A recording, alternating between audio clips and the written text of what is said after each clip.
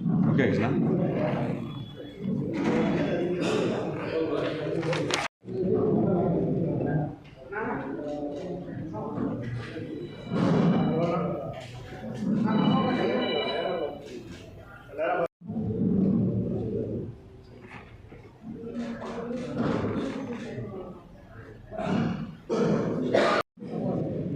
அனைவருக்கும் வணக்கம்.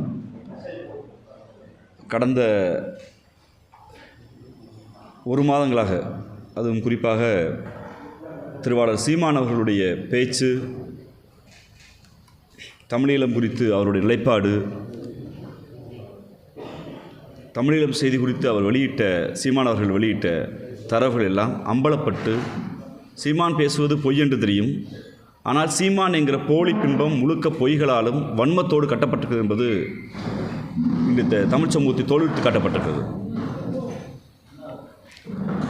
இன்றைக்கி நீங்கள் எல்லோரும் பார்த்துருக்க முடியும், நேற்று இரவு சந்தோஷ் என்கிற ஒளிப்பதிவாளர் எல்லாளன் திரைப்படத்தை எடுப்பதற்காக தமிழீழ விடுதலை புலிகளால் அழைக்கப்பட்டு ஒரு போர் சூழலில் போர் நடந்தபோது அந்த காட்சிகளை தமிழ் சமூகத்துக்கு காட்ட வேண்டும் என்பதற்கு அழைக்கப்பட்ட சந்தோஷ் அவர்களுடைய அந்த பேட்டி வந்தவுடன் ஒரு தமிழீழத்தின் ஆதரவாளர் என்ற முறையிலும், கடந்த காலத்தில் தமிழீழத்துக்கு போராட்டத்திற்காக செயல்பாட்டராக இருந்தேன் என்ற முறையிலும், சீமானவர்களின் பொய்யை நம்பி வாழ்க்கையை தொலைத்த லட்சக்கணக்கான இளைஞர்களில் நானும் ஒருவன் என்கிற முறையிலும், இதை உங்களிடம்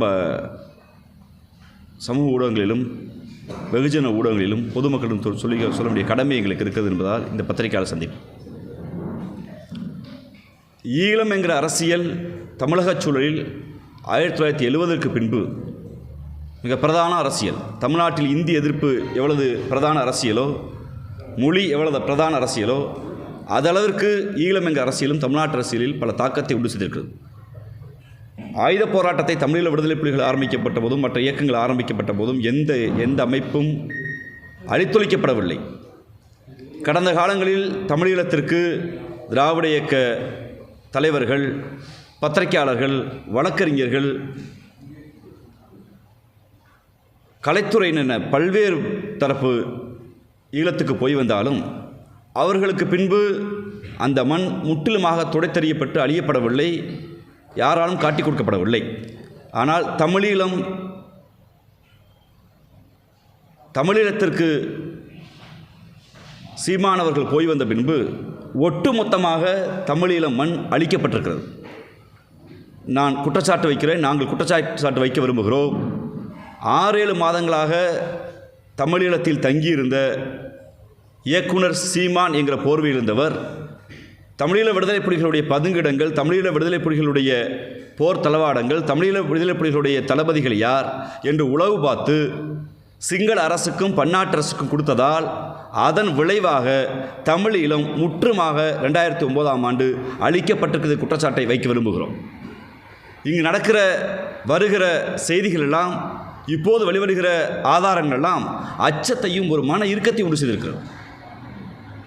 நீங்கள் தொடர்ச்சியாக பார்க்க வேண்டுமென்றால், நேற்று ஒரு தனியார் தொலைக்காட்சிக்கு ஒளிப்பதிவாளர் சந்தோஷ் அவர்களுடைய அந்த அறிக்கை, கடந்த இந்த ஒரு வாரங்களில் ராஜகுமார் என்கிற ஒரு இயக்குனர் அவர்கள் சீமானும் மேதகு பிரபாகர் அவர்களும் நிற்கிற அந்த புகைப்படம் எது தமிழ்நாட்டு அரசியலில் தன்னுடைய என்ட்ரி கார்டாக சீமான் எங்களை போன்ற இளைஞர்களை ஏமாற்றுவதற்காக, தமிழ் சமூகத்தை ஏமாற்றுவதற்காக காட்டினாரோ, நானும் மேதகு பிரபாகரன் நெருக்கம் என்று ஒரு புகைப்படத்தை காண்பித்தாரோ, அந்த புகைப்படம் என்னால் தான் எடிட் செய்யப்பட்டது என்று ராஜகுமார் அவர்கள் சொல்லியதும், ராஜகுமார் அவர்கள் சொல்லிய பின்பு இப்போது இயக்குனர் சந்தோஷ் அவர்கள் மேதகு பிரபாகரன் அவர்களை சீமான் அவர்கள் 10 நிமிடம் கூட சந்திக்கவில்லை. சீமான் என்கிற இயக்குனர் இருக்கிறார், அவர் தமிழீழம் குறித்து மேடைகளை பேசுகிறார், அவரை சந்தித்தால் நன்றாக இருக்கும் என்று அண்ணன் வன்னியரசு அவர்களும் அண்ணன் குளத்தூர்மணி அவர்களும் அறிமுகம் செய்யப்பட்ட பின்பு சீமான் அவர்கள் மேதகு பிரபாகரன் அவர்களை சந்தித்தார். அது ஒரு 10 நிமிட சந்திப்பு கூட இல்லை. அந்த புகைப்படங்கள் இதுவரை வெளியே வரவில்லை என்கிற ஆதாரத்தையும், அந்த செய்தியை அவர் வீடியோ வைத்திருக்கிறார் என்று நேற்று ஊடகத்தில் வேறு சொல்லியிருக்கிற செய்தியும், ஏற்கனவே சங்ககிரி ராஜ்குமார் அவர்கள் இந்த புகைப்படத்தை நான் தான் வெளியிட்டேன் என்ற செய்தியும் அச்சத்தை மட்டுமல்ல, தமிழீழம் என்கிற உணர்வோடு இயங்கிய எங்களை போன்ற லட்சக்கணக்கான இளைஞர்களை பொய் பித்தலாட்டம் அவதூறில் சீமான் எங்கள் வாழ்க்கையை கெடுத்திருக்கிறார் என்கிற எண்ணம் எங்களுக்கு தோன்றுகிறது. நீங்கள் தமிழ் சினிமாவில் என்கிற ஒரு படம் வந்திருக்கும், எல்லாரும் பார்த்துருப்போம், பொதுமக்கள் எல்லாம் பார்த்துருப்போம். அரசியலில் பின்னாடி இருந்து இயக்கி ஒருவர் எப்படி வர முடியும் என்று. அடிப்படையில் தமிழீழத்தை அழிப்பதற்கும் தமிழ் சமூகத்தில் மேலோங்கி இருந்த தமிழீழ ஆதரவையும் சமூக நீதி ஆதரவையும் மட்டுப்படுத்துவதற்கு சீமான் என்கிற மனிதர் இந்த சமூகத்தில் வளர்த்தெடுக்கப்பட்டிருக்கார் என்று தெரிகிற போது அது மிகவும் கவலைக்குள்ளாத மட்டுமல்ல, யாரை நம்புவது என்கிற மிகப்பெரிய சிக்கலை இளைஞர்களுக்கு உண்டு செய்திருக்கிறது. ஏனென்றால் அந்த சந்தோஷ் வெளியிடுகிறார், இந்த படம் எடுக்கப்படவில்லை, அவர் சந்தித்தது உண்மைதான், அது 10 நிமிடம் கூட சந்திப்பில்லை. அவருடைய தனி மனித ஒழுங்கினத்தால் தமிழீழ விடுதலை புலிகள் மரியாதைக்குரிய சேரலாதன் அவரோடு தொடர்பை துண்டித்தார் எங்கள் செய்தியை வெளியிடுகிறார். கூடவே 6 புகைப்படத்தை நாங்கள் எடுத்தது யார் என்று அவர் சொல்கிறார். அமர்த்திதாஸ் என்கிற ஒருவருடைய பெயரை குறிப்பிட்டு அவரும் நானும் 6 புகைப்படத்தை எடுத்தோம். 4 புகைப்படத்தை அமர்த்திதாஸ் எடுத்தார், 2 புகைப்படத்தை நான் எடுத்தேன் என்று சொல்லியிருக்கிறார்கள். எடுத்தவர்கள் நாங்கள் என்ற ஆதாரத்தை சந்தோஷ் அவர்கள் எனக்கு வெளியிட்டிருக்கிறார். அமர்த்திதாஸ் அவர்களும் பொது வழியில் சீமானோடு புகைப்படத்தை வெளியிட்டு நாங்கள் தான் அந்த 6 புகைப்படத்தை ஷூட்டிங் ஸ்பாட்டில் எடுத்தோம், எல்லாளன் ஷூட்டிங் ஸ்பாட்டில் எடுத்தோம் என்று அவர் குறிப்பிடுகிறார். எல்லாளனுடைய ஷூட்டிங் ஸ்பாட்டில் நாங்கள் வெளியிட்டோம் என்று எடுத்தவர்கள் குறிப்பிடுகிறார்கள். ஆனால் தமிழ் சமூகத்தில் சீமான் என்கிற பொய்யர், சீமான் என்கிற தற்குறி, சீமான் என்கிற தமிழ் சமூகத்தின் கேடு மட்டுமல்ல, சீமான் என்கிற இந்த வார்த்தைகளில் வர்ணிக்க முடியாது. அவர் என்ன சொன்னார் என்றால், எங்களை போன்ற இளைஞர்களுக்கு, தமிழ் சமூகத்துக்கு, ஊடக நண்பர்களுக்கு உங்களுக்கு தெரியும், நான் காட்சியில் சண்டைக்களத்தில் இருந்து துப்பாக்கி பிடித்தேன், என் கையை மேதகு பிரபாகரன் பிடித்தார், போராளிகள் பிடித்தார், இப்படி சுடு என்று கதையை சொல்லிக் கொடுத்தார். ஆனால் இன்று அவர் சொல்கிறார்கள், மிகவும் கட்டுக்கோப்பாக இயங்கிய ஒரு இராணுவ இயக்கம் தமிழீழ விடுதலை புலிகள், பயிற்சி பெற்ற தமிழீழ விடுதலை புலிகளை தவிர யாரும் துவக்கை தூக்க முடியாது. வெறும் சினிமா ஷூட்டிங்கில் நான் படம் எடுப்பதற்கு நாங்கள் எடுத்த படத்தை தமிழ் சமூகத்தில் காமித்து இந்த படம் நான் பயிற்சியில் ஈடுபட்ட படம் என்று ஒரு பொய் சொல்ல முடிந்திருக்கிறது என்றால், இவருடைய அரசியல் வருகையை சந்தேகம் மட்டுமல்ல நாங்கள் குற்றச்சாட்டுகிறோம். தமிழீழ அரசியலை தமிழ்நாட்டிலும் உலகத்திலும் சீமான் மழுங்கெடுக்க செய்திருக்கிறார். எப்படி என்று சொன்னால், 2009 போர் உச்சத்தில் இருந்தபோது சீமான் என்ன செய்து கொண்டிருந்தார் என்கிற கேள்வி இருக்கிறது. நான் கோவை சட்டக்கல்லூரியில் படித்திருந்த போது இதே பல நண்பர்கள் இங்கே இருக்கிற உங்களுக்கெல்லாம் தெரிந்திருக்கும், அவினாஷ் என்கிற ஒரு மூத்த பத்திரிகையாளர், உங்களுடைய ஊடக நண்பர், இறந்து போனவர், தமிழீழ ஆதரவாளர், அவரோடு இயங்கிய பத்திரிகையாளர் நண்பர்களுக்கெல்லாம் தெரியும் தமிழீழ களத்தில் கோவை எவ்வளவு தீவிரமாக இருந்தது என்று. அப்போது எழுத்தாளர் பாமர மூலியமாக எங்களை போன்றோர் கரியுமான சீமான் போன்றவர்கள் தொடர்ச்சியாக கிடைக்கிற மேடைகளில் ஈழ ஆதரவு பேசினார், எந்த மாற்று கருத்தும் இல்லை. 2008 ஈழத்துக்கு போய் வந்த பின்பு பொதுவெளி போராட்டத்தில் நான் சவால் விடுகிறேன், நாம் தமிழர் இயக்கத்துக்கு முன்பு இயக்குனர் சீமானாக இருந்தவர் பொதுவெளி போராட்டத்தில் தான் ஈழத்தில் நடந்தது என்ன என்று ஏன் எந்த இடத்தில் பேசவில்லை. 2008 இறுதியில் தமிழ்நாட்டுக்கு வந்தவர் ஈரோட்டில் ஒரு வழக்கில் கைது செய்யப்படுகிறார். ஒரு 3 மாத காலம் இங்கே இருக்கிறார். இருந்து பொது வழியில் ஈழத்தில் தான் நடந்ததுன்னு எங்கேயும் மக்கள்கிட்ட ப்ரெஸ் மீட் வைக்கல, சொல்லலை, பிரச்சாரம் செய்யலை. ஈரோட்டில் ஒரு பொதுக்கூட்டத்தில் பேசி கைது செய்யப்பட்ட பின்பு தேசிய பாதுகாப்பு சட்டத்தில் திருவாளர் சீமானும் மரியாதைக்குரிய அண்ணன் குளத்தூர் மணி அவர்களும் மரியாதைக்குரிய மணியரசன் போன்றவர்கள் கைது செய்யப்பட்ட கோவை சிறையில் இருக்கிறார். கோவை சிறையிலிருந்து நன்கு கவனிக்க வேண்டும். 2008 இறுதியில் வெளியே வருகிறவர். 2008 இறுதியில் எங்களை போன்ற மாணவர்கள், அன்று சட்டக்கல்லூரி மாணவர்கள், வழக்கறிஞர்கள், ஏன் ஐஸ்விப்பவர்கள் தொடங்கி திருநங்கைகள் வரை அத்தனை அரசியல் இயக்கமும் ஈழ ஆதரவுக்காக பெருமரியாதைக்கு இந்திய கம்யூனிஸ்ட் கட்சி ஆரம்பித்து வைத்த போராட்டம், தாப்பாண்டியன் அவர்கள் ஆரம்பித்து வைத்த போராட்டம் தமிழ்நாடு முழுக்க பற்றி எறிந்தது. ஆனால் 2008 இறுதியில் சிறையிலிருந்து வெளியே வந்த சீமான் நேரடியாக போராட்ட களத்துக்கு செல்லவில்லை. அதற்கு மாறாக அவர் சென்ற இடம் மாயாண்டி குடும்பத்தார் என்கிற படப்பிடிப்பு தளம்.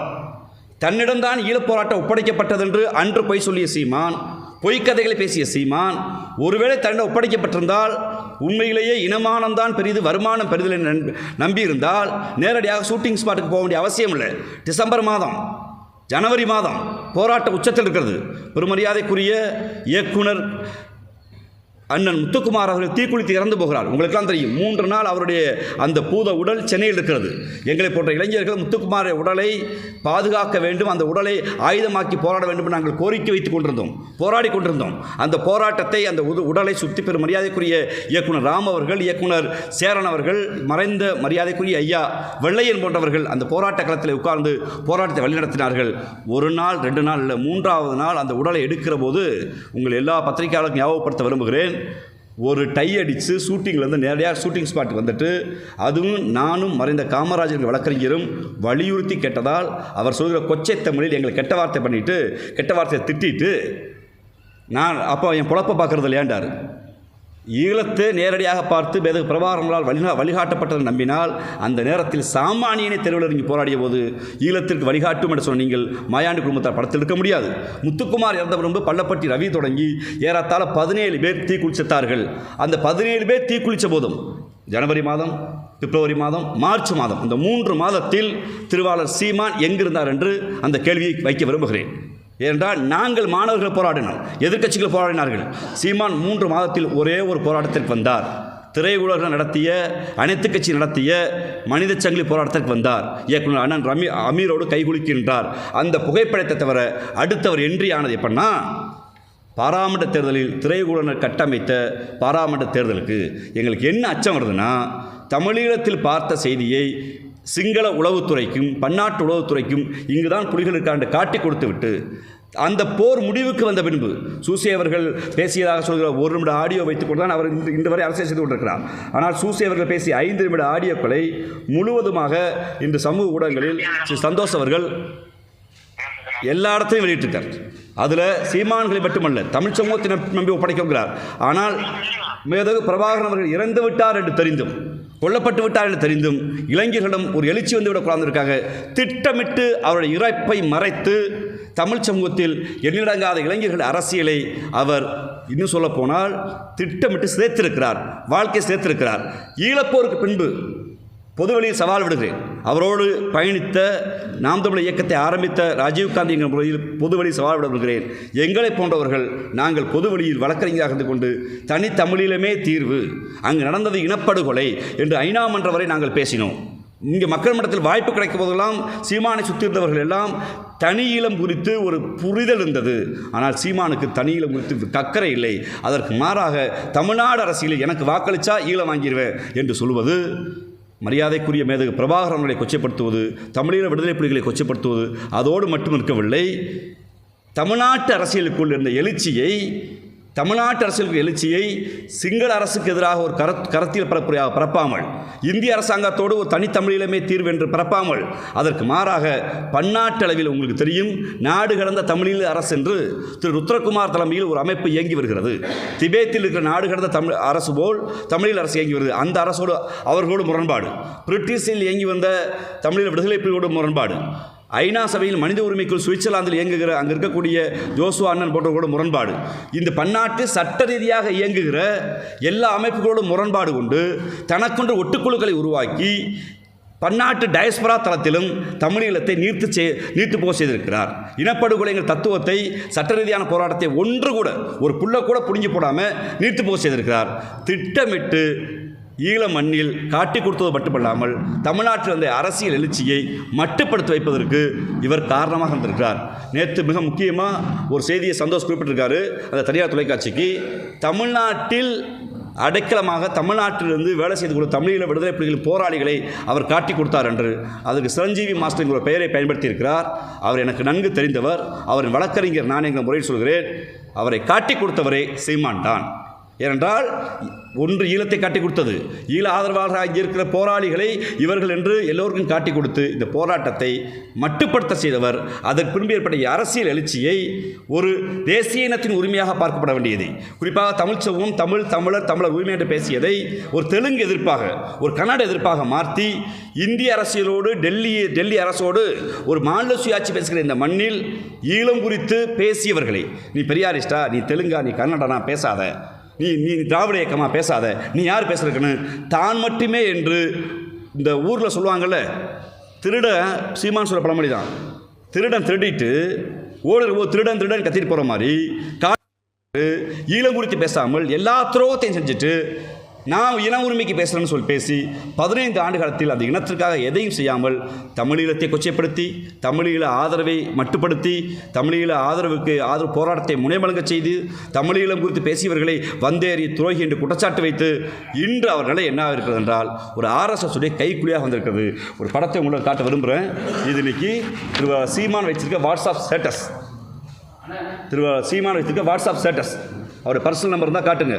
நேற்று இரவு மதிய மயக்கத்தில் உற்சாக பானத்தில் கல் குடிச்சு தெருக்கு வாடா, கல் குடிச்சு எவன் கேட்டால் திம்முனா நடடா, சோழரை வேத்துடா, சமூக ஒழுக்கக்கேடான் கருத்தை பேசுகிற சீமான் வைத்திருக்கிற வாட்ஸ்அப் ஸ்டேட்டஸ் என்னவென்றால், சமஸ்கிருத திணிப்பை விட இந்தி திணிப்பை விட பெரியாரிய திணிப்பு ஆபத்தானது என்று.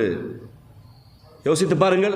தமிழ்நாட்டில் சமஸ்கிருதம் படித்தால் தான் மருத்துவம் படிக்க முடியும், தமிழ்நாட்டில் சமஸ்கிருதம் படித்தால் தான் பட்டம் படைய முடியுங்கிற நிலையை மாற்றி சமஸ்கிருதத்தில்தான் தமிழ் பிறந்தது என்று ஒரு கோட்பாடு சொல்லிய போது, தமிழ் தனித்த மொழி என்று அரசியல் களத்தில் பண்பாட்டு களத்தில் வென்று காட்டியவர் தந்தை பெரியார். தமிழ் என்கிற பிரைடு இருக்கிறது என்றால் தமிழர் என்று சொல்லுவோம் என்று இருக்கிறோம் என்றால், அன்று தந்தை பெரியார் விதைத்த தமிழர் விதையை சமஸ்கிருத திணிப்பை விட இந்தி திணிப்பை விட பெரியார் திணிப்பு பெரிது என்று சீமான் பேசுகிறார் என்றால், அவர் ஆர்எஸ்எஸ்ஸை விட ஆபத்தானவர். ஆர்எஸ்எஸ்ஸின் கைக்கூலியாக மட்டுமல்ல, இந்திய அரசியலில் தமிழ்நாடு தமிழர் உரிமை, ஈழ அரசியலில் தேசிய உரிமை அத்தனையும் காட்டி கொடுக்கிற ஆளாக இருக்கிறார். இவர் கோயம்புத்தூர் மாவட்ட செயலாளர் இருந்தார். உங்களுக்கு தெரியும், இவரை போன்று எண்ணிடங்காத பேர் வெளியே வந்திருக்காங்க. எங்களை போன்ற இளைஞர்களுடைய அரசியலை, அறிவை சுரண்டி, பொருளாதாரத்தை சுரண்டி, உழைப்பை சுரண்டி இன்னைக்கு பல இளைஞர்கள் இந்த மனுஷன் சொல்கிறதெல்லாம் சரி என்று நம்புகிறார்கள். எத்தனை கதைகள்.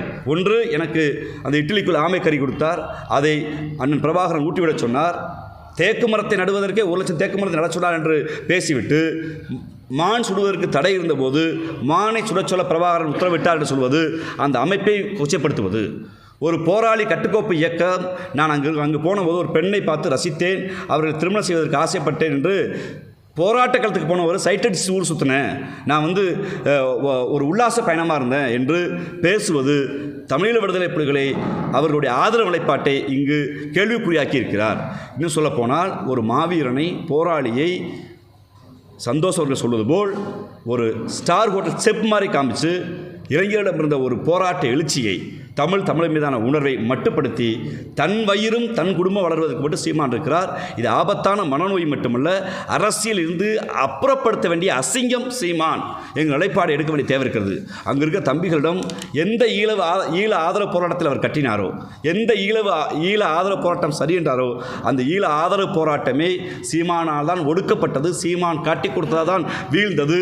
வீழ்ந்த பின்பு தமிழ்நாட்டில் ஏற்பட்ட எழுச்சியை இந்த இளைஞர்கள் இந்த ஈழ கோரிக்கை வைத்து என்பதற்காக, அவர்கள் வசதிக்காக, நான் தான் மேதகு பிரபாகரன் அடையாளம் காட்டப்பட்டவர், நான் தான் சேரலாதன் அடையாளம் காட்டப்பட்டவர் என்று தனக்குத்தானே ஒரு மனநோய்க்கு உள்ளாகி பொய்யை பேசி அந்த பல லட்சம் இளைஞர்களை போராட விடாமல் செய்து இன்று தன்னுடைய வசதிக்காக, வாய்ப்புக்காக ஈழம் என்ற அரசியலையே இன்று காணாமல் ஆக்கியிருக்கிறார் சீமான் என்ற குற்றச்சாட்டை வைக்க விரும்புகிறேன். நீங்கள் கேள்விகளை கேட்கலாம்.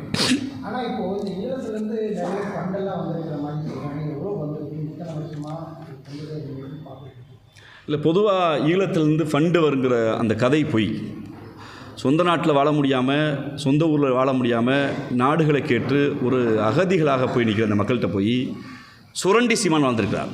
சொந்த நாட்டில் வாழ முடியலை, இங்கே தன்னோட மொழி உரிமை இல்லை, இன உரிமை இல்லை என்று மற்ற நாட்டுக்கு பிழைக்க போகிறாங்க. அவருங்க அங்கே போய் ஏதோ ஒரு கூலி தொழிலாளியாக ஏதோ செய்கிற போது, நான் தான் ஈழத்துக்காக பேசுகிறேங்கிற பெயரில் அவர்களிடம் சுரண்டி இருக்கார். பெரிய ஃபண்டுலாம் அது ஒரு என்ன சொல்கிறது, ஒரு கூலி வேலை பார்க்குறவன்ட்டு வந்து 100 ரூபா சம்பாரிச்சானா ஈழத்துக்காக அவர் பேசுகிறான்னு 10 ரூபா வாங்கி திண்டு வயிறு கொடுத்துருக்கார் சீமான். மற்றபடி அந்த பொதுமக்கள் கொடுத்த ஃபண்டு அப்படிலாம் நான் அப்படி குற்றச்சாட்டு விரும்பலை. அவர் தன் சுயலாபத்துக்காக பயன்படுத்தினார்.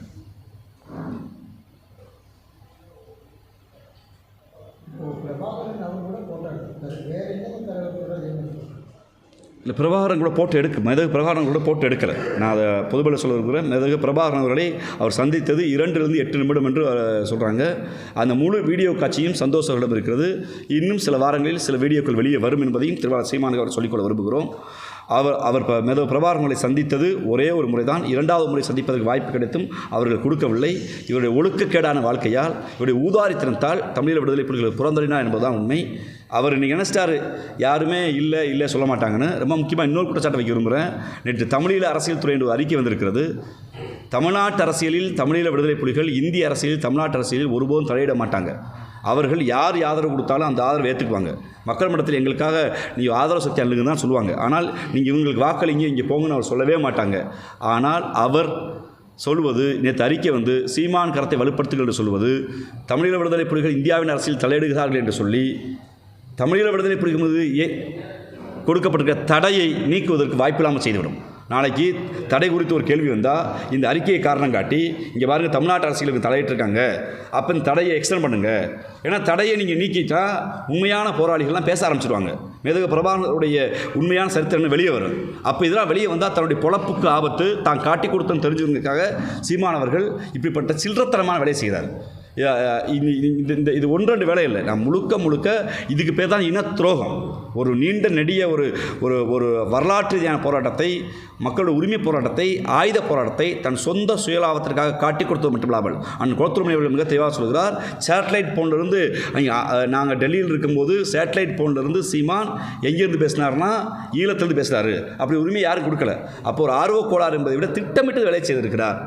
இன்னைக்கு திட்டமிட்டு இந்தியாவில் தமிழீழ விடுதலை புலிகள் தடை இருக்குதுன்றால் அதுக்கு சீமான் போன்றவர் தான் காரணம் என்பதை உறுதியாக சொல்கிறோம். இன்றைக்கி சொல்கிறார், நம்ம மேதகு பிரபாகரன் அவர்களை நாங்கள் தலைவராக ஏற்றிருக்கோம், நீங்கள் இப்போ பெரியார் பேரை சொல்லி ஓட்டு கேட்க முடியுமான்னு. ஈரோடு இடைத்தேர்தலில் டெபாசிட்டை கூட வாங்க முடியாது. ஈரோடு இடைத்தேர்தல் மக்கள் மிக தெளிவாக இருக்காங்க. ஈரோடு இடைத்தேர்தலில் திராவிட முன்னேற்ற கழகம் எங்களுடைய கொள்கை ஆசான் தந்தை பெரியாரின் புகைப்படத்தை முதல் படமாக போட்டு தான் வாக்கு கேட்குது. நீ தெம்பும் திராணியும் யோக்கியதை இருந்தா நீ உண்மையிலேயே நீ சொல்கிற மாதிரிலாம் சொல்ல முடியாது. ஆத்தாளுக்கு அப்புறம் சொல்கிறதெல்லாம் அது கொச்சையான சொல்லலை. யோக்கியதை இருந்தால் மேதகு பிரபாகரன் படத்தை போட்டு ஓட்டு கேட்டுக்கணுமா இல்லையா? ஏன் போடல? அப்போ மேதகு பிரபாகரனை குறித்து யார் பேசலாம் துறைன்னு சொல்லிட்டு நீ மேதகு பிரபாகரன் படத்தை நீ போடலைன்னா உன் உள்நோக்கம் மேதகு பிரபாகரனுடைய வீரத்தை, அந்த தியாகத்தை கொச்சைப்படுத்துவது, அவரை மட்டுப்படுத்துவது, அவரை இந்த மண்ணிலிருந்து அழிச்சிட்டு நான் தான் பிரபாகரன் கூட சொல்வதற்கான அந்த மனநோய்க்கு இன்னும் கொஞ்ச நாள் சீமா வந்துடுவார். நீங்கள் அவர் சொன்ன பொய்களை மட்டும் நீங்கள் வருஷப்படுத்துங்களேன். நான் போர்க்கள காட்சியில் கடலில் போனேன்டார். ஆனால் போனது விமானத்தில், பெங்களூர் விமானத்தில். முறையாக சொல்கிறோம், போனது பெங்களூர் விமான நிலையத்திலிருந்து தான் சீமான் போனார். ஆனால் போரில் உள்ள போனேன்டார். இன்னொன்று, நீங்கள் சீமான் மீது பேச்சு வழக்கு இருக்குது. எங்கேயாவது புலிகளுக்கு உதவினார், மக்களுக்கு உதவினார், ஏதாவது வழக்குகள் இருக்கா? ஏதாவது வழக்கு இருக்கா? ஒரு வழக்கு அதை செய்தவர் அண்ணன் வண்டியரசு அவர்கள் வழக்கு எதிர்கொள்கிறாங்க. ஒரு வழக்கு சீமானுக்கு இல்லை. இன்னொன்று, இங்கே மேடை பேச்சு வழக்குகளை காட்டி இவர் தேசிய பாதுகாப்பு சட்டம்ங்கிறாரு. அது யார் வேணாலும் பண்ணலாம். போராட்ட தளத்தில் போராளிகளாக இருந்து இவர் என்ன உதவி செஞ்சார்? இப்போ இந்த போருக்கு பின்பு நடந்தது என்ன? ஒரு இனப்படுகொலை பார்த்துட்டோம். இனப்படுகொலையில் இறந்து போன 1,80,000 உறவுகளும் தமிழர்கள்ங்கிற கோரிக்கையை வைத்து இந்திய நீதிமன்றத்தில், பன்னாட்டு நீதிமன்றத்தில், பன்னாட்டு தமிழ் சமூகத்தில் ஒரு டாக்குமெண்ட்ரி எவிடன்ஸை சீமான் கொடுத்ததா ஒன்று காட்ட சொல்லுங்கள்.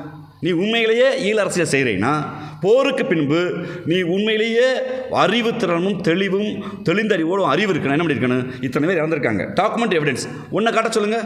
அதற்கு மாறாக அதையெல்லாம் யார் ஆதரித்தாங்களோ, யார் இதெல்லாம் வெளியிட்டாங்களோ அவங்கள துரோகிங்கிறது. அதாவது ருத்ரகுமாரை துரோகின்றார், உலக நாடுகளுக்கு கூடிய பன்னாட்டு தலங்களை எல்லாரையும் துரோகின்ட்டு தான் நல்லவன் யோக்கியம் என்ன பண்ணியிருக்கணும்?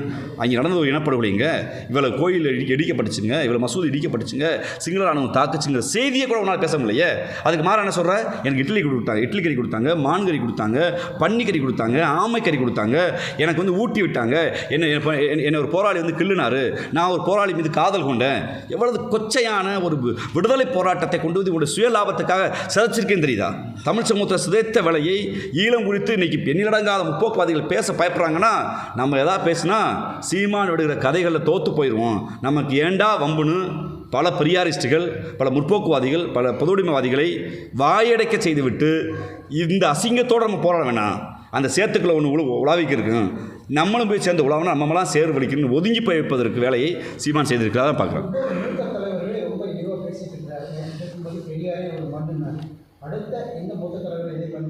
அடுத்த நான் அம்பேத்கர் தொடுவார்னு நினைக்கிறேன். ஏன்னா அவர் எது குறித்து படிக்கிற பழக்கம், வாசிக்கிற பழக்கம் இல்லை. தந்தை பெரியார் குறித்து அவருடைய நாங்கள் இது வரைக்கும் ஆதாரத்தை கேட்குறோம், ஆதாரத்தை கொடுக்க முடியல. ஆர்எஸ்எஸ் வைக்காத குற்றச்சாட்டை கூட அவர் வைக்கிறார் என்றால் அவரை இயக்குவதற்கு இங்கு ஏதோ ஒரு அமைப்பு தயாராகிவிட்டது. ஏன்னா இவருடைய ஹிட்டன் அஜெண்டாவே நீங்கள் இந்திய மாநிலங்களில் மரியாதைக்குரிய தமிழ்நாட்டுடைய முதலமைச்சர் எங்கள் தலைவர் அவர்கள் ஒரு இந்தியா கூட்டணி அமைக்கிறார். அந்த கூட்டணியில் தமிழ்நாட்டிலிருந்து ஒரு மதச்சார்பின்மையை சொல்கிறோம், மாநில சுயாட்சியை சொல்கிறோம், தேசிய இனங்களுடைய மொழி உரிமை பற்றி சொல்கிறோம். இதை மூன்றையும் எங்கள் கூட்டணியுடைய தலைமையாக இருக்கக்கூடிய காங்கிரஸ் பெரியக்கும் புரிந்திருக்கிறது. ராகுல் காந்தி அவர்கள் மாநில சுயாட்சி பற்றி பேசப்பட வேண்டும் என்கிறார். மதச்சார்பை கொடுத்து மிக நீண்ட நெடிய கருத்தோடு வாதிக்கிறார். இந்தியாவுடைய பாராமட்டத்தில் வந்து நீங்கள் எங்கே வேணாலும் வந்துடலாம், நோ எவர், நீங்கள் ஒருபோதும் தமிழ்நாட்டுக்கு போக முடியாதுன்னு பாஜக அப்போ சொல்கிறாருன்னா இந்த கொள்கை தெளிவு. அப்போ தமிழ்நாடோட ப்ரைடுங்கிறது மொழி அரசியல். இந்தியை எதிர்த்து, சமஸ்கிருதத்தை எதிர்த்து, மொழி தனித்த அடையாளத்தோட அரசியலை இன்றைக்கி என்ன பண்ணிட்டேன்னா சீமான் போன்றோர் அது தெலுங்கு எதிர்ப்பா, மலையாள எதிர்ப்பா, தமிழை தாய்களி மொழின்னு ஏன் சொல்கிறோம்? இங்கே உட்காந்துருக்க உங்கள் யாருக்க பார்க்குற நம்ம மக்கள் யாருக்காவது கீழடி போனீங்கன்னா ஒரு எழுத்து இருக்குது, அதை சுத்த தமிழர்கள் யாராவது சீமான் சொல்கிற சுத்த தமிழர் வாசிக்க முடியுமா? வாசிக்க முடியாது. தமிழ் எங்கள் எழுத்துலேருந்து தெலுங்கு எங்கள் எழுத்து, மலையாள எழுத்து, கன்னட எழுத்து பிரியுது. ஒரு மொழி குடும்பம், திராவிட மொழி குடும்பத்தை ஒரே வயிற்றில் பிறந்த நம்மளை நீ வந்தேறின்னு சொல்லி அதை பிரித்து விட்டுட்டு இந்திய அரசின் அரசியமைப்பு சட்டத்தில் போராட வேண்டிய தமிழ் உரிமைக்காக கேட்க வேண்டிய மக்களை, உரிமை முழக்கத்தை செய்ய வேண்டிய மக்களை அது தெலுங்கு எதிர்ப்பா கன்னட எதிர்ப்பா மடைமாற்றி மொழியை சிதைச்சாச்சு, மொழி உரிமையை சிதைச்சாச்சு. ஒரு ஆயுத போராட்டத்தை உலகத்தில் இருந்த மிகப்பெரிய ஒரு வல்லாதிக்கத்தை திறந்த ஈழப் போராட்டத்தை சிதைச்சாச்சு. எல்லாத்தையும் சிதைச்சிட்டு கடைசியில் கல் குடிச்சிட்டு தெருக்கில் நீ நடந்து வாடான்னு ஒரு திமிர் பேசுகிறான்னா அவனுடைய மனநோய்க்கு உள்ளாயிருக்கான்னு தான் அர்த்தம். அப்படிப்பட்டவர்களை தயவு செய்து மக்கள் புறக்கணிக்கிறத விட இது அசிங்கமாக நாங்கள் பார்க்குறோம். ஃபோட்டோ வீடியோக்கள் வந்து அடுத்த நாட்களில் வர வாய்ப்பு இருக்குங்களா? எந்த மாதிரி ஏன்னா அவர் சந்தோஷ் வந்து அவர்கிட்ட மேதகு பிரபாகரன் அவர்களை இவர் இப்போ சந்திச்சாங்க, அந்த வீடியோ இருக்குன்றிருக்காரு. உறுதியாக அது வெளியிடுவார் நம்பிக்கை இருக்குது. அவர் சொல்கிற சிரஞ்சீவி மாஸ்டர் போன்றவர்கள்லாம் இன்னும் உயிரோடு தான் இருக்காங்கிறத சீமான் சொல்லி கொடுத்துக்கிறோம். பல போராளிகள் மறைந்து விட்டதாக அவர் சீமான் இன்னைக்கு இப்போ பொதுவில் போய் சொல்கிறாரு. அதை வந்து ஏன்னா ஏற்கனவே ஆதாரத்தை நான் தான் எடிட் பண்ணுன்னு ராஜ்குமார் சொல்லிட்டாரு. அறிவு நாணயமும் யோக்கியதையும் இருந்தால் ஒன்று ராஜ்குமார் மீது வழக்கு போட்டிருக்கணும். எப்படா சொல்ல போச்சுன்னு நீங்கள் எல்லாத்தையும் அடித்து பேசுகிற சீமான் ஆதார் இருக்கான்னு நெஞ்சை நிமிர்த்தி நான் ஆம்பளை பேச சீமான் இந்த ராஜ்குமார் எதிர்த்து கேள்வி கேட்டபோது அதை கடந்து போங்க, அதை விடுங்க அப்படின்னு பேசுகிறாருன்னா உள்நோக்கு என்னவா இருக்குது? இந்த மேதகு பிரபாகரன் படம் கொடுத்து சந்தோஷம் வந்து என்ன பேசுவார்னா அப்போ நான் பார்க்கலையாங்கிறாரு. இது என்னென்னா எஸ்கேபிசம். தன்னை நோக்கி ஒரு கார்னர் படுகிற போது இன்றைக்கி அம்பலப்பட்டுட்டார். நீ ஈழத்துக்கு போனது உண்மைதான். எதுக்கு போனேன்னா ஷூட்டிங் நடக்கிற போது ஒரு இயக்குனராக வழிநடத்த போனேன், அவ்வளோதான். நீ ஷூட்டிங் துப்பாக்கியை சுட்டுட்டு போராளிகளுக்கு பயிற்சி கொடுத்தங்கிறது இன்றைக்கி அம்பலப்பட்டுருச்சு. நீ போராளிக்கு பயிற்சி கொடுத்தங்கிற சொன்ன அந்த பொய் செய்தி அம்பலப்பட்டுருச்சு. மேதகு பிரபாகரன் கூட எடுத்த அந்த புகைப்படத்தை நீ தான் ஒரு ஆளை வச்சு, செங்கோட்டைங்கிற ஆளை வச்சு, நான் போன கடந்த முறை சொல்லியிருந்தேன், செங்கோட்டையன் கொண்டு வந்த கொரியரை வாங்கி சீமான்கிட்ட பிடிச்சி கொடுத்து புலாயுத அடைஞ்சதில் முன்னாள் தம்பியில் நான் ஒருத்தன். ஏன்னா நம்மளுக்கு ஒரு எமோஷன். அப்போ மேதகு பிரபாகரனை பார்த்துட்டாருன்னு அது இன்றைக்கி அம்பலப்பட்டுருச்சு. இன்னொன்று ஷூட்டிங் ஸ்டார்ட் எடுத்த 6 ஃபோட்டோ தான், 6ஐயும் நாங்கள் தான் எடுத்துட்டு டைம் ஜோனோட இன்றைக்கி அவங்க சொல்லிட்டாங்க. வருகிற காலங்களில் அந்த வீடியோக்கள் வர வாய்ப்பு இருக்குன்னு சந்தோஷ் சொல்லியிருக்காரு. அந்த சந்தோஷ் சொல்கிற செய்திகள் உண்மைன்னு நான் பார்க்குறேன். ஏன்னா அவரோட நெருங்கி பழங்க பார்க்குறேன். சந்தோஷ செய்திகள் உண்மைன்னு நான் பார்க்குறேன். பிரபாகரனுடைய அண்ணன் மகன் கார்த்திக் மனோகரனுடைய கருத்தை பற்றி அவர்கிட்ட கேட்கும்போது அவர் வந்து ஒருமையில் பேசினார். ஒருத்தர் பிக்காளி பையன் அப்படிங்கிற மாதிரி சில வார்த்தைகள், சில இடங்கள் கெட்ட வார்த்தைகள் பேசினார். சீமானுடைய இயல்பு தான். சீமானுக்கு வந்து செந்தமிழன் சீமான்னு அவர் சொல்லுவாங்க. அது செந்தமிழ்னா அவர் செந்தமிழ்னு என்னோட கேட்டிங்கன்னா கெட்ட வார்த்தை தான் செந்தமிழ். அவர் சீமானுடைய உடல் முடிவு செந்தமிழாக ஏன்னா அந்த செந்தமிழ் பேசுகிறான்னா கெட்ட வார்த்தை பேசுகிறான். சீமானை பொறுத்தவரை உலகத்திற்கு எல்லா கெட்ட வார்த்தையும் பேசுகிற ஒரு பண்பற்ற மனிதர் தான். அதை பொது வழியில் ஒரு தங்கை ஒரு நிருபர் கேள்வி வைக்கிறாங்கன்னா ஒன்று மறுக்கணும், இல்லை இல்லைங்கணும். நீங்கள் வந்து அவரை வந்து நீங்கள் சொல்கிற வார்த்தையை சொல்லி ஒரு தகாத வார்த்தையை சொல்லி திட்டுறாருன்னா அப்போ யாரை திட்டுறாரு? அவர் யார்? மேதகு பிரபாகரனுடைய அண்ணன் மகன். அவரை திட்டுறாரு. அதான் அவர் சொல்கிறாரு. அதுக்கடுத்து அவங்களுடைய ஊடகங்களை ஒரு செய்தி வெளியிடுறாங்க. அவர் வந்து அவர் மனைவிக்கு கேக் ஊட்டியிருந்தார் 2009. அவராவது மனைவிக்கு கேக் ஊட்டியிருந்தார். 2009 நீங்கள் என்ன பண்ணீங்கிறத விஜயலட்சுமி தெருவாக சொல்கிறாங்க. 2009 ஈழப்போர் உச்சத்தில் நடந்தபோது தேனியில் நான் அவர் இருந்தோம், மாயாண்டு கொடுத்த படம் ஷூட்டிங் இருந்தார். நான் என்ன பண்ணு சொல்கிறாங்க. சொந்த மனைவிக்கு கேக் ஊட்டினதையே கேள்வி கேட்கிற புரட்சியாளர்கள், அதை வந்து அசிங்கப்படுத்துகிற புரட்சியாளர்கள், அந்த 2009 ஈழப்போர் உச்சத்தில் இருந்தபோது ராஜீவ் காந்தியாக நான் என் தகுதிக்கு மாணவராக சட்டக்கல்லூரி மாணவர் முடிச்சுட்டு 60 நாள் தொடர்ச்சியாக போராட்டம். நான் மட்டும் இல்லை, இங்கே ஊடக நண்பர்கள் பல பேர் இருந்தாங்க. நான் என் பேருக்காக குறிப்பிட்றேன். நான் வந்து பல இயக்குனர்கள், பல திரை இயக்குனர்கள், பல பத்திரிகையாளர்கள், வழக்கறிஞர்கள் எண்ணிடங்காத தெருவில் போராடணுமே. நீ இந்த 6 மாதம் மயாண்டு குடும்பத்தாரில் ஏன் உட்காந்த? அப்போ உனக்கு இனமான பரிதா, வருமான பரிதா? அங்கே இந்த கேள்வி கேட்க விரும்புகிறோம். இவர் வந்து எந்த மனிதனையும் அறத்தோடு எதிர்கொள்கிற அறம் என்பதை சீமானுக்கு இல்லை. சீமான் வந்து ஊதி பெருக்கப்பட்ட பண்பம் அல்ல. திட்டமிட்டு தமிழ்நாட்டின் பிரைடாக தமிழர் என்கிற அடையாளத்தை ஒழிப்பதற்காக. ஏன்னா ஒரு சத்தமாக பேசினான்னா, அவன் தமிழ் பேசினான்னா நல்லா பேசுவாங்கிற பேச்சுத்திறமை வைத்து தமிழர் அடையாளங்களை ஒழிக்க கொண்டு வந்த கைக்கூலி அவர். பன்னாட்டு உளவுத்துறையுடைய கையாள் என்பதை எங்கள் குற்றச்சாட்டு.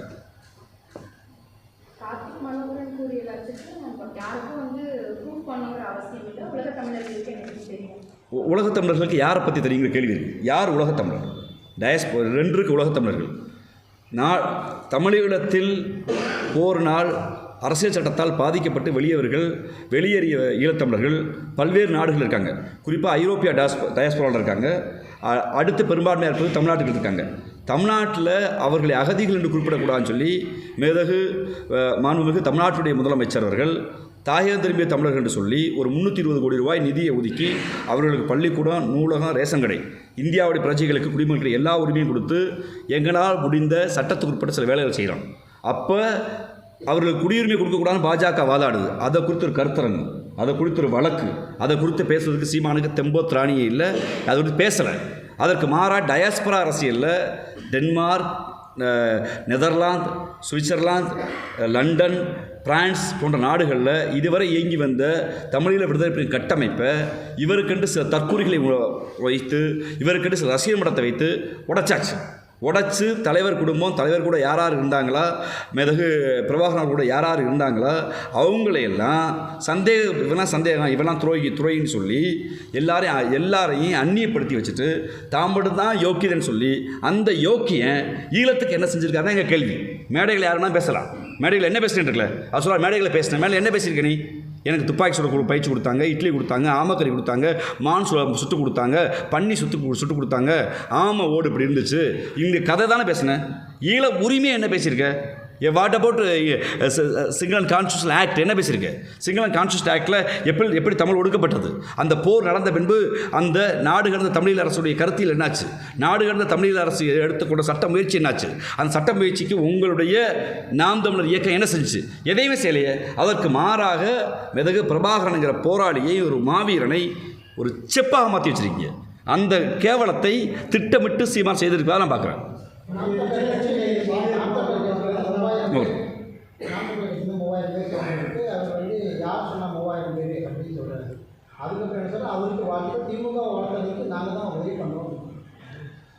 அதான் முதல்ல யார் சொன்னார்ந்தாங்க, அடுத்த வாழ்த்துக்கண்டார். இந்த ரத்தம் சதியமாக ராமச்சந்திரன் இருக்கார். இவர் கூட ஒரு மாவட்ட செயலாளர் வந்திருக்காரு. அவர் கூட ஒரு 500 பேர் இங்கேருந்து அழைத்து வந்தார். உங்கள் பத்திரிகையாளர் முன்பு நாங்கள் வெளிப்படையாக சொன்னோம், திராவிடத்தை கொச்சைப்படுத்தி, தமிழின் அடையாளத்தை, தமிழ் பெருமையை மீட்ட திராவிட இயக்கங்களை கொச்சைப்படுத்தி, திராவிட தலைவர்களை கொச்சைப்படுத்தும் போது இனிமேல் சீமான் செய்வது பொய் அரசியல், சீமான் கூட இருக்க முடியாத நிலைப்பாட்டை எடுத்த பின்பு திராவிட முன்னேற்ற கழகமான தாய் அமைப்புக்கு வருகிறார்கள். ராஜீவ்காந்தி இப்போவும் சொல்ல திறந்த மனோடு சொல்கிறேன், நாம் தமிழர்கள் தம்பிகளுக்கு தங்கைகளுக்கு ஒரு அன்பான வேண்டுகோள். அரசியல் என்பது மக்கள் நலனுக்கும் மொழி நலனுக்கும் மட்டும்தான். அது சீமான் நலனுக்காக மாற்றிட்டாங்க. திராவிட இயக்கத்திற்கு, திராவிட முன்னேற்ற கழகத்துக்கு வருகிற தம்பிகளோடு பேச்சுவார்த்தை நடத்தி அவரை திராவிட முன்னேற்ற கழகத்துக்கு கொண்டு வருகிற பணியை நான் செய்து கொண்டே இருப்பேன். ஏன்னா எந்த சீமானுக்காக தெருவா பிள்ளை குட்டிகளை விட்டுட்டு திருமணம் பண்ண கையோட தெருவா அலைஞ்சு இளமையை தொலைத்து ஒரு 10 ஆண்டு காலம் சுற்றி தெரிஞ்சோமோ, அவர் சொன்ன பொய்க்கதைகளை நம்பி, உண்மையை நம்பி, அதை நம்பி ஏமாந்தமோ, அந்த ராஜீவ்காந்தியும் அவரை போன்ற எண்ணிலடங்காதவரும் இன்றைக்கி நாங்கள் சொல்கிறது சீமான் ஒரு பொய்யின் பின்பும் நீங்கள் உண்மையான மக்கள் நல அரசியலுக்கு திராவிட முன்னேற்ற கழகத்துக்கு வரணுங்கிற கோரிக்கையை நான் வைக்கிறோம். அந்த அடிப்படையில் தான் பல பேர் வந்து கொண்டிருக்காங்க. இனிமேல் பல பேர் வருவாங்க. ஒன்று உங்களுக்கு வேலை செய்த ராமச்சந்திரனை கொச்சப்படுத்துறீங்களா, இல்லை போகலைன்னு கொச்சப்படுத்துறீங்களே, என்னன்னு சொல்லுங்கள். வாழ்த்துக்கள், பரவாயில்ல, வாழ்த்துக்கள். கொஞ்ச நாள் சீமான் சுற்றி இருக்க ஆளுகள்லாம் பார்த்தா தெரியும். சீமான் மட்டும் இருப்பார், பின்னால் ஆளுகள் மாறிக்கொண்டே இருப்பாங்க. இவர் கையில் 10,000 பணம் இருந்துச்சுன்னா இன்றைக்கி அவர் இருப்பார் பக்கத்தில், இல்லையா நாளைக்கு இன்னொரு ஆள் வருவார். யாரெல்லாம் வசதியாக செலவு பண்ண முடியுமோ எல்லா வாழ்க்கையும் சுரண்டி தன் சுபோக வாழ்வுக்காக அந்த இளைஞர்களை அவர் உழைப்பை சுரண்டியிருக்கிறார். அந்த சந்தேகம் எல்லாருக்கும் இருக்குது. சீமான் பாஜகவால் இயக்கப்படுகிறார் என்று நாங்கள் உறுதியாக நம்புகிறோம். ஏன்னா இன்றைக்கி ஒரு தமிழ் தேசியக்காரன், தமிழ் தேசிய அரசியலை பேசுபவன், மாநில உரிமை அரசியல் பேசுகிறவன் இந்த வாட்ஸ்அப் ஸ்டேட்டஸ் வைக்க மாட்டான். சமஸ்கிருத திணிப்பை, இந்தி திணிப்பை விட இந்த வார்த்தை வராது. பெரியார் மீது விமர்சனத்தை வை, அது உனக்கு எல்லா உரிமையும் இருக்குது. ஆனால் தேசிய அரசியல், மொழி அரசியல் என்று பேசுகிறவன் எவன் ஒருவனும், எந்த இயக்கமும் சீமானை போட்டு தற்கொலைத்தனமாக பிழைப்புவாதமாக இந்தியை, சமஸ்கிருதத்தை ஆதரிக்காது. தமிழ்நாடு என்பது இந்தியாவின் அரசியலில் ஏன் இந்தியை நாங்கள் எதிர்த்தோம்? இந்தியாவுடைய கான்ஸ்டியூஷனல் ஆக்டில் 1935 இந்தி கட்டாயம் என்று சொன்னபோது எல்லா மாநிலமும் தனித்து நிற்க முடியாதனால இந்தியை ஆதரித்தாங்க. ஆனால் தமிழ்நாட்டில் தந்தை பெரியார் தான் தமிழ்நாடு தமிழருக்கு என்று சொல்லி மறைமொழி அடிகளார் போய் ஒப்புறார். அவர் மறைமொழி அடிகளார் தனியொரு மனிதன், ஒரு கவிஞர், ஒரு புலவர்.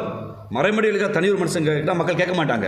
அவர் இன்புட்டை வாங்கி தன் திராவிட கழக தோழர்களை கூட்டியாந்து, நீதிக்கட்சி தோழர்களை கூட்டியாந்து மக்கள் மன்றத்தில் போராடி தெருவாக கருப்பு சட்டை போட வச்சு, தன்னுடைய தம்பிகாக இருந்த முத்தமிழர் கலைஞர், பேரறிஞர் அண்ணா போன்ற தலைவர்களை தெருவாக போக வச்சு பாரதிதாசன் பாடல்களை இந்திக்கு தமிழ்நாட்டில் ஆதிக்கமாக நீங்கள் எல்லோரும் வாருங்கள் நாட்டினரே எங்கள் பாடலை பாட வச்சு தமிழ்நாட்டில் இந்தி எதிர்ப்பை உண்டு செய்து இந்தி திணிப்பை எதிர்த்தவர் தந்தை பெரியார். அதனால தான் மறைமொழியடிகள் சொன்னார். அவர் இன்னும் சொல்ல போனால் அந்த இந்திய எதிர்ப்பு கூட்டத்துக்கு மறைமொழியடிகள் தலைமை தாங்கன்னு கேட்டுக்கிட்டே பெரியார் தான். அப்போ உன் அயோக்கிய அரசியல், உன்னுடைய சீமானருடைய அயோக்கிய அரசியல், சீமானுடைய தற்குறித்தனம், இயக்கத்தை நடத்திய தந்தை பெரியார், மறைமலை அடிகளே அந்த தலைவருடைய அவர் மீது அன்பின் பாரமாகவும் முடிப்பட்டு நாம அவர் வச்சுக்கிறாருன்னா, அவரே மறைமலை அடிகளாவே தந்தை பெரியாரை தலைவரை ஏற்றுக்கொண்டிருக்கிறார். அவரும் முரண்பாடு வைக்கிறார்னா இது என்ன சொல்லுது? அப்படி இந்திய எதிர்ப்பு அரசியலை பேசி தமிழை பாதுகாத்த இந்த மண்ணில் சமஸ்கிருதத்தை விட இந்தியை விட பெரியார் எதிர்ப்பு தான் அவசியம் பேசுகிறேன்னா, நீ பாஜகவுடைய கைக்கூலியில் பாஜகவுடைய ஒன் ஆஃப் தி மெம்பராக சீமான் இருக்காருன்னு பார்க்குறேன். ஆனால் இப்போ நீங்கள் விஜய் தான் அங்கீகாரம் வாங்கி கொடுத்தாருன்னு சொல்லியிருக்கீங்க. இப்போ வரக்கூடிய தேர்தலில் சீமான் சந்திச்சாருன்னா அந்த வாக்குகள் விஜய்க்கு போக இருக்குமா இல்லை திமுக போகணும்னு நினைக்கிறீங்களா? இல்லை, அந்த திராவிட முன்னேற்ற கழகத்தில் வாக்குகள் கிடைக்காதுன்னு சொல்கிறாங்க. இல்லை, அது அரசியல் வகுப்பாளர்கள். திராவிட முன்னேற்ற கழகத்தை பொறுத்தளவில் ஒரு மதச்சார்பின்மை பேசுகிற ஒரு கொள்கைசார் கூட்டணி, மாண்புமிகு முதலமைச்சர்களுடைய சாதனைகள், திட்டங்கள், ஒரு கொள்கை தெளிவு, சிறுபான்மை மக்கள், ஒடுக்கப்பட்ட பிற்படுத்தப்பட்ட பாதுகாப்பான முதலமைச்சர் இருக்கிறார். அதனால் எங்கள் பிரச்சாரங்களை சொல்லி, எங்கள் தலைவர்களுடைய கடந்த கால வரலாற்றை சொல்லி, இயக்கத்தை சொல்லி நாங்கள் வாக்கு கேட்க போகிறோம். சீமானவர்களுக்கு என்னுடைய தனிப்பட்ட கருத்து, சீமானவர்களுக்கு மாநில அங்கீகாரம் வாங்கி கொடுத்தது நடிகர் விஜய் அவர்கள் தான். அரசியலுக்கு வர அறிவிச்சப்பட்ட பின்னாடி தேர்தல் நிற்கலை, அதனால் 3 விழுக்காடு அவருக்கு அந்த வாக்கு போச்சு, அதனால் வென்றார். இன்றைக்கி அவருக்கு எதிர்ப்பு வந்ததுனால நடிகர் விஜய் அவர்களை கொச்சையாக பேசி, நீ லாரியில் அடிபடிச்சாவேன்னு எல்லாம் சொல்லி சாபம் விட்டு இன்றைக்கி பாஜகவுக்கு போயிருக்காரு. பாஜகவுடைய சாஃப்ட் ஹிந்துத்துவா ஓட்டு நமக்கு வரும் நம்புகிறாரு. எனக்கு என்ன வேதனைனா, தந்தை பெரியாரை குறித்து இவ்வளவு வன்மமாக, இவ்வளவு கேவலத்தோடு, ஆதாரமற்ற அவதூறுகளை, அண்டப்புழுகளை சீமான் பேசி பண்ணுறதும் எந்த ஒரு காட்டமான அறிக்கையும் எடப்பாடி கொண்டு வரல. திராவிட இயக்கங்கள் சொல்லி எடப்பாடி கொண்டு வரல. அதுக்கு மேலே ஏதோ ப்ரெஸ் மீட்டில் அவர் பேச தவறுங்கிறாங்களுடைய ஒரு காட்டமான அறிக்கையோ ஆர்ப்பாட்டமோ போராட்டத்தோ அவங்க எதையுமே சொல்லாமல் இருக்குது. ரொம்ப வியப்பாக இருக்குது. மேபி இருக்கலாம். ஆனால் அந்த அரவணைப்பு என்பது ஆபத்தான அரவணைப்பு என்பது எடப்பாடி அவர்கள் புரிந்து கொள்ள வேண்டும். 1000 முரண்பாடு திமுகவுக்கும் அதிமுகவும் இருக்கும், அது அரசியல் சண்டை. ஆனால் திராவிட இயக்கத்தின் ஆசானை கொச்சப்படுத்துகிற போது எடப்பாடி போன்றவர்கள், விஜய் போன்றவர்கள் எல்லாம் வேடிக்கை பார்ப்பது அயோக்கியத்தனமான கள்ள மௌனமாக நான் பார்க்குறேன்.